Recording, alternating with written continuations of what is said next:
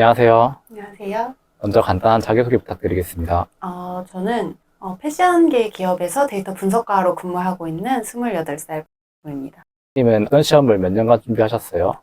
저는 외무영사직이라고 이제 외국에 있는 저희 공관이나 이런 행정적인 업무를 맡는 공무원 준비를 한 2년 7개월 정도 준비를 했습니다. 그 시험은 어떻게 하다가 준비하게 되셨어요? 제가 원래는 하고 싶었던 일이 굉장히 많은 사람이었어요. 그래서 그 중에서 뭘 해야 될지 결정을 못하고 있던 중에 제가 칠레로 유학을 가게 됐어요. 근데 칠레로 유학을 갔다가 이 직업을 알게 됐어요. 근데 이 직업이 제가 하고 싶었던 모든 걸 다 할 수 있는 직업이다라는 생각을 했어요. 저는 일단 다양한 경험을 하고 싶었기 때문에 외국을 많이 가고 싶기도 했고, 그리고 문화생활도 좋아하기 때문에 다양한 문화도 경험하고 싶고, 또 그러면서도 안정적이길 바랬어요. 예, 그래서 욕심이 좀 많은 거죠. 근데 이 모든 욕심을 충족해 줄 수 있는 직업이다라고 생각해서 이 직업을 선택했고, 또 다른 이유는, 제가 외국에서 보니까 외국에서 거주하시는 분들은 이제 그 외국에 있는 외무 영사직 분들이 도와주지 않으면은 저희 편이 돼줄 사람이 없더라고요. 그래서, 외국에 있는 교민들을 보호할 수 있는 역할을 하고 싶다라는 생각이 들어서 크게 두 가지 이유로 이 직업을 선택을 하고 준비를 하게 됐습니다. 수험 생활은 전반적으로 좀 어떠셨어요?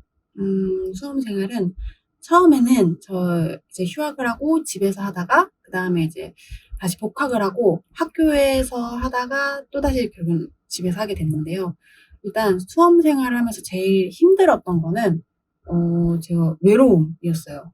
그 고립감 때문에 되게 힘들었어서 그 다음에는 이제 학교 커뮤니티에 같은 시험을 준비하는 분들을 찾아서 학교에서 같이 이제 출석 인증도 하고 서로 퀴즈도 내고 하면서 학교에서 같이 하니까 훨씬 더 나아졌고요. 그리고 이제 마지막에는 집에서 다시 했는데 그때는 이제 근처에 독서실을 다녔는데 마침 그 독서실 한 테이블에 다 공무원 시험 준비하시는 분들이 있어서 서로 약간 내적 친밀감을 가지면서 좀 외롭지 않게 했죠. 저는 네, 외로움이 가장 큰 어려움이었는데 그런 것들을 그런 식으로 이제 스터디를 한다거나 하는 식으로 극복해 가면서 했던 것 같아요. 그래서 우울한 날도 있었지만 또 어떻게 다양한 방법으로 견뎌냈던 시간들이었어요. 그럼 수험 생활 중에서 약간 아쉬움이 남는 부분은 있었을까요? 그 사실 제가 생각을 해봤는데 아쉬움이 사실은 잘 없어요. 왜냐면 그때로 돌아가도 저는 똑같이 할 것 같고 그때 최선이었고 네, 그래서 그때 뭐 몇 시간 더 할 걸이라던가 더 열심히 할 걸 이런 건 없어요. 왜냐면 거기서 더 하면 저는 이제 저의 어떤 한계를 넘는 거기 때문에 전 제가 고장날 거라고 생각해요. 그래서 제가 그때 당시 최선이었다라고 생각을 해서 사실 딱히 아쉬움은 없어요. 네. 그러면 수험 생활 중에 스스로 이제 조금 잘한 부분이 있다고 생각하면 어떤 부분이 있으실까요? 크게 두 가지가 있는데, 일단 한 가지, 첫 번째는 운동이었어요. 왜냐면 제가 생각하기에 이건 저만의 이론인데요. 사람이 하루 동안 써야 되는 에너지가 있는 것 같아요. 근데 만약에 그 에너지를 안 쓰면 그 에너지가 머리로 가서 생각이 많아지는 것 같아요. 이게 수험생을 하시는 분들이 공통적으로 느끼실 텐데 생각이 진짜 많아져요. 잡생각. 그것 때문에 괜히 하지 않아도 될 걱정을 하고 공부에 집중도 안 되거든요.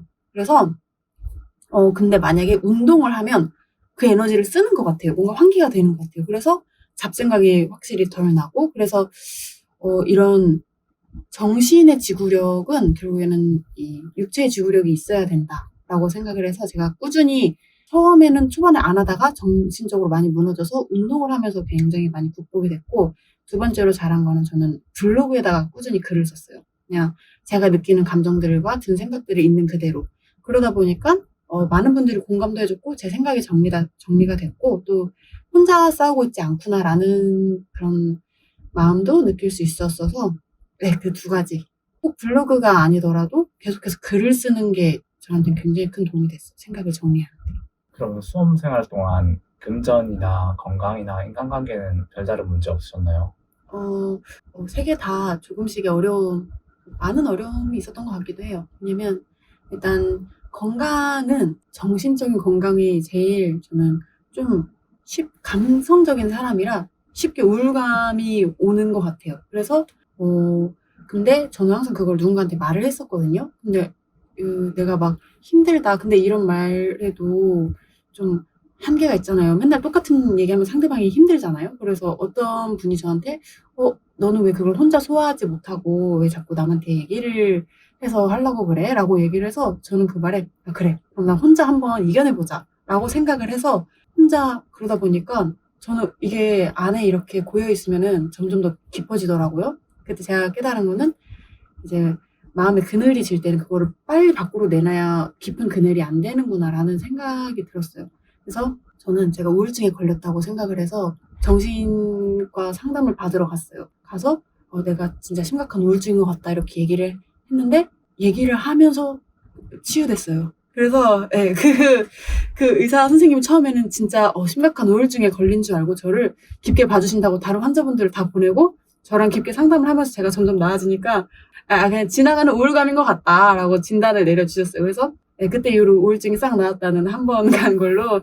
그래서 그런 좀 정신적으로 힘드신 분들한테 그런 상담을 정말로 추천드려요. 그냥 말하고 누군가 내 얘기를 들어주는 것만으로도 엄청 힐링이 되더라고요. 그리고 이제 금전적인 부분은 당연히 있을 수밖에 없죠. 이제 부모님한테 용돈을 받아 쓰는 것도 눈치가 보이죠. 그 시간이 길어지다 보면 눈치가 보이고 남들이 막 뭔가를 사고 여행을 가고 할 때 나는 못하고 이런 것들 뭐 크게 빚을 지거나 이런 것까지는 아니더라도 항상 쪼들리는 마음이 있죠. 그래서 지금 취업해서 거의 한 3-4개월 월급을 거의 다 쓰고 있습니다. 약간 그간의 갈증을 해소하는 시간이라고 저 자신한테 그냥 준 시간이고, 인간관계는 저는 약간 자존심이 센 사람인 것 같아요. 그래서 누군가한테 주고 싶은 사람이지 받는 것만 하는 게 저한테는 좀 힘들더라고요. 그래서 그러다 보니까 다른 사람도 안 만나게 되고, 왜냐면 난 항상 받는 입장이 되다 보니까 아예 만남 자체를 피하게 되고, 그러다 보니까 진짜 알짜배기 사람들만 남은 것 같고, 그거 근데 나쁘지 않은 것 같아요. 너무 아는 사람이 많으면 약간 피곤할 것 같아서 알짜배기만 남은 것도 나쁘지 않고, 그리고 결국에는 내 상황이 회복되면 관계도 회복되는 것 같더라고요. 그냥 또 직장에 새로운 사람들을 만나고 하면서. 그러면 시험에는 어느 정도 차이로 안 되신 거예요?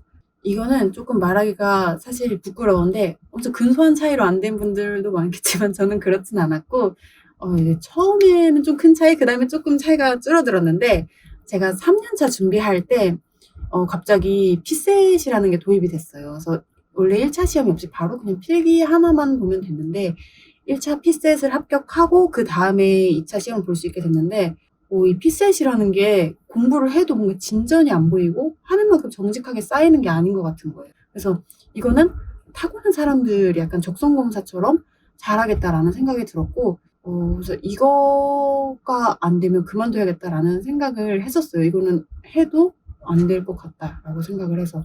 네, 그래서 그 3번째 시험 때 이제 피셋이 안 되고 그만두게 된 거죠. 그러면 시험을 그만두는 과정에 대해서 조금만 더 자세히 얘기해 주실까요? 제가 일단 시험을 그만둔 이유는 크게 2가지가 있어요. 일단 첫 번째는 질려버린 거죠. 이제 제가 만약 그 시간에 다른 자격증 공부를 했거나 아니면 뭔가 그 하는 만큼 경력으로 인정되는 무언가를 했으면 지금쯤 가치가 정말 커졌을 텐데, 이 공무원 준비는 아무리 내가 열심히 해도 그거 뭐 근소한 차이든 많은 차이든 불합격이면 다시 0이에요. 그래서 이걸 누가 경력으로 쳐주지도 않고 뭐 남는 게 없어요. 그래서 아무리 열심히 해도 항상 결과가 0, 이런 것에 대해 굉장히 질려버린 것도 있었고요. 그리고 2번째는 항상 이 시험을 준비하면서도 제 마음 한켠에 있었던 불안감 같은 거는, 저는 좀 가정을 이루고 싶은 그런 소망이 굉장히 큰 사람인데, 그때 한참 나오던 막 뉴스나 이런 게 이제 코로나 시기였는데, 그때 이제 외국에서 일하는 외무 영사관 분이 한국에 못 돌아오시다가 우울증에 걸려 자살하셨다, 뭐 이런 뉴스들도 있고 그랬어요. 근데 제가 들은 바로는 이제 외교부 쪽에 가면 굉장히 이혼한 사람들이 많다 이렇게 얘기를 하더라고요. 왜냐면 남편이 직업이 없거나 아니면은 그런 게 자유로운 사람이 아닌 이상은 계속 떨어져 지내야 되고, 그러다 보니까 서로 소홀해지고 이런 일이 많아서, 저는 가정이 굉장히 큰 가치인데 그게 지켜지지 않으면 내가 이거를 해야 되나라는 생각이 들었고, 어느 순간은 내가 주변의 기대 때문에 이걸 계속하고 있는 게 아닌가라는 생각이 들었어요. 내가 사실 진짜로 원하는 것을 얻지 못하면서도 계속 하려는 이유는 주변에서 계속 기대를 하고 네, 그렇게 하니까 내가 거기에 부응하고 싶었던 건 아닐까? 내가 진짜 원하는 게 뭘까라는 그런 회의감이 들게 돼서 크게 두 가지 이유로 결국에는 고민을 하다가 그냥 조용히 그만두게 됐습니다. 그러면 시험을 그만두는 결정은 어떤 기준으로 하면 좋다고 생각하세요? 저는 가장 중요한 거는 첫 번째가 이제 미련이 없으면 된다라고 생각해요. 이거를 그만둘 때 사실 그만두기 어려워하는 이유가 내 마음 때문이 아닌 경우도 있거든요. 예를 들어 제가 아까 말씀드린 것처럼 누군가의 기대 때문일 수도 있고 사회적인 시선 때문일 수도 있고 나는 패배한 사람, 실패한 사람으로 비춰질까 봐 그게 무서워서일 수도 있고 네, 뭔가 저는 끈기가 없어 이런 그런 외부의 목소리 때문일 수 있는데 그런 거 하나도 안 중요하고 저는 내가 다 했고 나는 미련이 없어 라고 하면은 그냥 두고 가면 되는 것 같아요. 뭐든지 저는 하고 싶은 걸 일단 해보고 미련 없게 하자.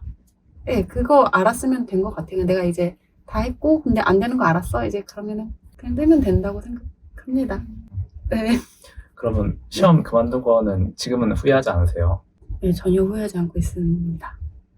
일단 거기가 워라밸이 되게 좀 힘들다는 얘기를 들었거든요. 공직 중에서도 이제 외교부 쪽이 엄청난 사명감을 갖고 그거에 기쁨을 느끼면 괜찮겠지만 저는 그렇게 야근을 하면서까지 사명감이 막 유지되고 그럴 것 같지는 않거든요. 그래서 네, 지금처럼 워라밸 유지되고 제가 번 돈으로 제가 하고 싶은 거 할 수 있고 이 삶에 굉장히 만족을 하고 있어요. 그러면 시험을 그만두면서 괴롭거나 힘든 마음은 어떻게 이겨내셨어요?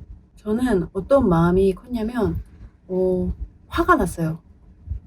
그게 근데 대상이 정해져 있지 않은 화였던 것 같아요. 이게 뭔가 운명에 대한 화인지 아니면 이걸 하지 못한 저 자신에 대한 화인지 정확히 지금도 그 대상은 모르겠는데 그냥 항상 화가 난 상태로 다녔어요. 꽤 오랜 시간 동안. 그래서 그 화가 또 에너지가 됐던 것 같기도 해요. 그래서 내가 뭐라도 해볼 거야. 이 시간을 날린 것에 대한 화일 수도 있어요. 왜 했는데 왜 안 되지?